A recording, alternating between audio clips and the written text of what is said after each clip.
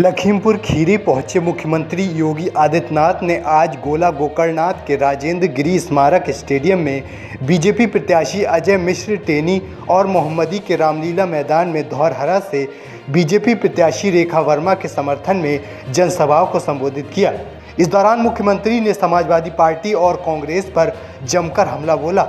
उन्होंने कहा कि सपा सरकार में किसानों, युवाओं और महिलाओं के लिए इनके पास कोई कार्य योजना नहीं थी, लेकिन माफिया और अपराधियों को अपने गले का हार बनाकर पूरे देश को अराजकता की आग में झोंकने के लिए तैयार रहते थे। सपा सरकार में दंगा होता था, रोज कर्फ्यू लगता था, अब किसी की आंख दिखाने तक की हिम्मत नहीं है। आज महाराणा प्रताप की जयंती के अवसर पर उन्हें नमन करते हुए मुख्यमंत्री योगी आदित्यनाथ ने कहा कि बाबा गोला गोकर्णनाथ की पावन धरती से कह रहा हूं कि 3 चरण पूरे हो चुके हैं, आधा चुनाव संपन्न हो चुका है, पूरे देश में मोदी सरकार का स्वर गूंज रहा है, जनता जनार्दन कह रही है कि जो राम को लाए हैं हम उनको लाएंगे। मुख्यमंत्री ने आगे कहा कि कांग्रेस के कार्यकाल में देश की सीमाओं पर घुसपैठ होती थी, वैश्विक मंच पर भारत का सम्मान नहीं रह गया था, विकास के कार्यों में जमकर लूट होती थी। आगे कहा कि जैसे आज अयोध्या बनी है वैसा ही आज काशी विश्वनाथ धाम जगमगा रहा है, ऐसे ही छोटी काशी यानी बाबा गोला गोकर्णनाथ की पावन धरा को हम लोग सौंदर्यीकरण के साथ कॉरिडोर में जोड़ने का काम करने जा रहे हैं।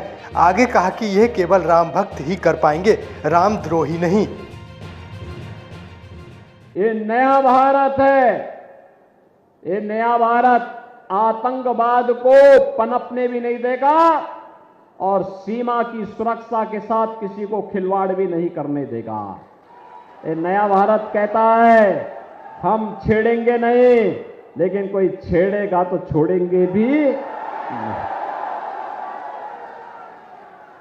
आप सोचो, पूर्व मुख्यमंत्री स्वर्गीय कल्याण सिंह जी का पूरा जीवन प्रभु राम की आराधना में व्यतीत हुआ, संपन्न हुआ, प्रदेश के विकास के लिए उन्होंने कार्य किया।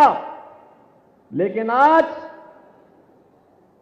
बहनों और भाइयों, जब स्वर्गीय कल्याण सिंह जी का निधन हुआ, समाजवादी पार्टी ने संवेदना के एक भी शब्द नहीं व्यक्त किए। एक तरफ पूर्व मुख्यमंत्री की मृत्यु पर कोई संवेदना नहीं और दूसरी तरफ एक माफिया मरा था, अभी उसके घर में समाजवादी पार्टी के अध्यक्ष फतिया पढ़ने के लिए गए थे।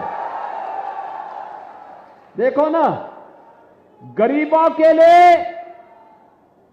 आम जनता के लिए, किसान के लिए, नौजवान के लिए, महिलाओं के लिए इनके पास कोई कार्य योजना नहीं, लेकिन माफिया और अपराधी को अपने गले का हार बना करके पूरे प्रदेश को अराजकता की भट्टी में झोंकने के लिए ये लोग कार्य करते थे।